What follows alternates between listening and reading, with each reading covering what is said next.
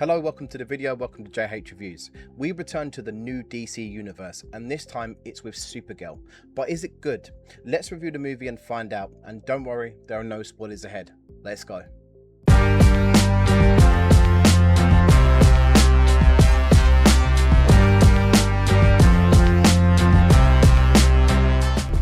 Here's the thing.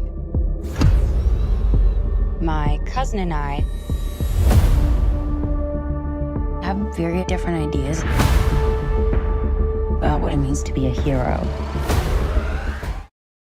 Supergirl follows a more broken and emotionally scarred Kara Zor-El than we're used to seeing. Struggling to escape the trauma of her past, Kara spends her time traveling the galaxy until the ruthless outlaw Krem poisons her loyal companion Krypto and steals her ship. Soon after, her path crosses with Ruthie, a young girl determined to avenge the murder of her family.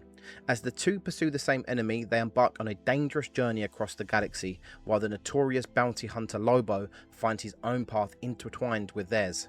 What follows is a space adventure that explores grief, revenge, healing, and what it truly means to be a hero. Kara's intro at the end of the Superman movie was hilarious. It was a great introduction and it had me invested in this character from the get-go. It's a completely different take on Supergirl from what we've usually seen. It was refreshing to see a different characterization of Kara and not have her feel generic. However, what did feel generic was the storyline. We'll come back to that though. I want to start off with the positives. First of all, Millie Alcock was great in this. She brings vulnerability, charisma and attitude to Kara Zor-El. I like the exploration of her grief, trauma and loneliness and how she deals with it. I think a lot of people will find that relatable.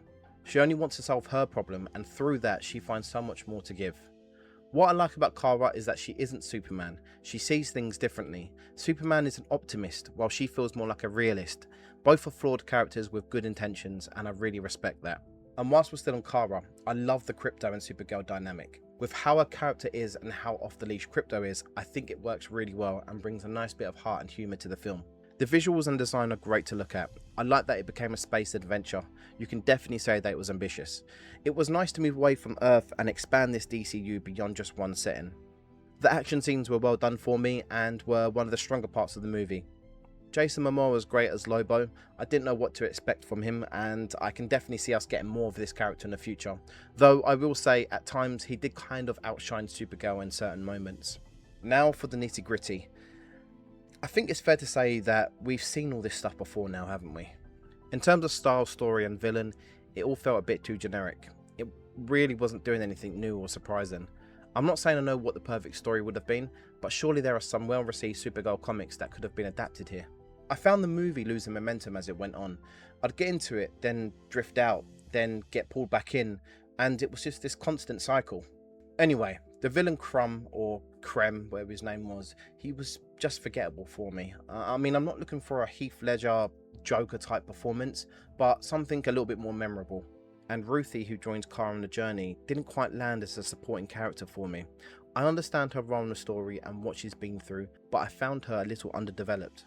I'll try and keep this next bit short and sweet, but when you're watching this, you can't help but think Guardians of the Galaxy. I mean, yes, James Gunn is the link here, but there are a lot of elements that are very similar to it. And finally, something that's always difficult when managing Supergirl and Superman. They are incredibly overpowered characters. The film spends a lot of time trying to balance the odds against Kara. Otherwise, Supergirl would just wipe the floor with anyone. The film would go from being 2 hours to 2 minutes. Overall, for me, Supergirl was always going to be a safe movie.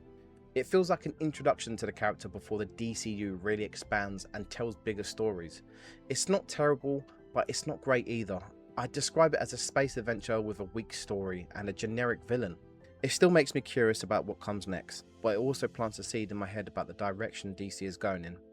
Here are my ratings for the movie. Supergirl is a mixed bag of highs and lows. I rate this movie a 5 out of 10.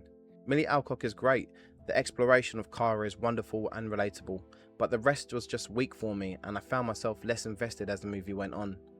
No honourable mentions here today. I don't want this to be an overly critical review and I'm trying to keep it fairly balanced. One thing I want to mention because I think it's worth observing.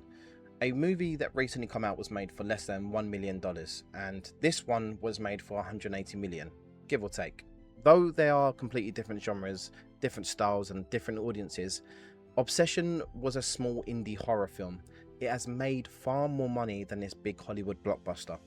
There are lots of reasons for that, but for me the biggest one is originality. New ideas, fresh perspectives, and clear creative direction. Superhero movies absolutely still have a place, they just need to be made better. Anyway, that's my review on Supergirl. Have you seen it? If so, let me know your thoughts in the comments below. And if you're new here, please subscribe. And if you enjoyed the video, please leave a like. It would mean a lot. Until then, thank you for watching, and we'll see you on the next one. Take care.